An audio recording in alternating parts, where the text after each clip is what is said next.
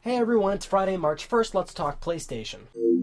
Sony is still sprinkling away PS4 details, so now we know even more about the system than we did before. Much like the PS Vita, every PS4 game is going to be made available digitally. In an interview with The Guardian, Sony's Shuhei Yoshida basically said, much like the PS Vita, all PS4 games will have a digital download to them too. So while this is great for people that prefer to download rather than going to the brick and mortar store and actually buying a disc, what's really interesting is Shuhei basically also said that they're kind of investigating a little bit about hypothetically coming up with sort of a subscription service or something like, think Spotify but for video games. Shuhei elaborated on this further by saying that once more content is available on PS4, they can look into, with Gaikai, of course, go into some sort of subscription service with certain levels like bronze, gold, silver, and all that, and basically give you more ways to play. It's great that Sony's giving you that option, but it's even cooler to think about the possible services that could be coming up later. Moving on, in an interview with IGN, Shuhei Yoshida, again, spewing out the PS4 details, has basically kind of said that every PlayStation developer is working on a PS4 game. If you didn't already know, Sony owns 12 studios, and those 12 studios,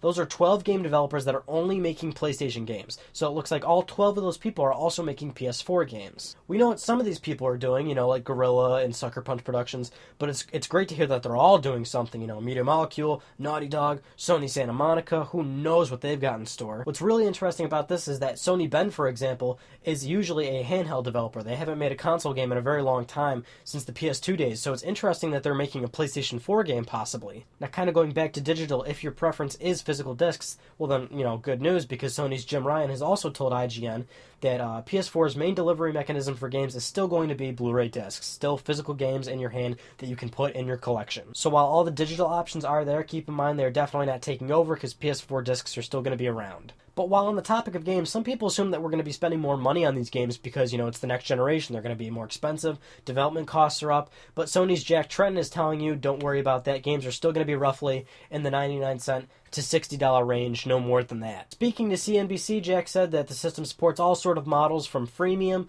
up until the $60 mark. I mean, PS4 basically will cover all sort of bases for however, developers want to distribute their games. Now, for the 7 people that can afford 4K televisions, good news, the PS4 is going to support Sony's new upcoming 4K movie service. Right now, they aren't really releasing too much details about it, but this is something that pretty much none of us are going to care about and going to be able to take advantage of at this point. These movie downloads, for example, are going to be up to 100 gigabytes in length.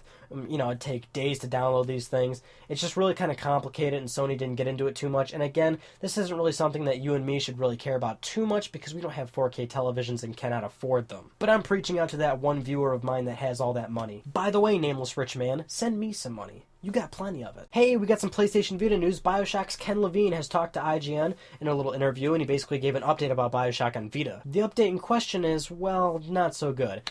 Ken was quoted as saying, "I've got my fingers crossed that that's going to happen because it's something I want to do, but until somebody starts signing the checks, there's nothing I can do." Ken elaborated on this forward by saying, the funding has to be there, it has to make sense for both Sony and Take-Two.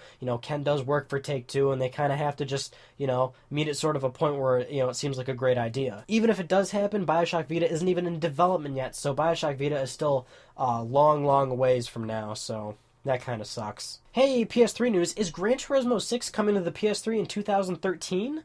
Apparently, Michael Denny thinks so. Michael Denny is SCEE's vice president, and in an interview with Silicon Republic, he basically said over the phone in sort of a short 51-second clip, GT6 is coming to PS3 in 2013. And he said it without any stops, any sort of stuttering in his voice. He just kind of said it very clearly. Now, we knew Polyphony Digital was working on Gran Turismo 6. There was no question about that. But it's sort of interesting that it's not on PS4 instead PS3. But in a sense, it kind of makes sense considering that Drive Club is going to be, sort of the headlining driving sort of simulating game on PS4. So in that respect, that means that we won't see Gran Turismo on PS4 until Gran Turismo 7. Oh, and Assassin's Creed 4 got announced.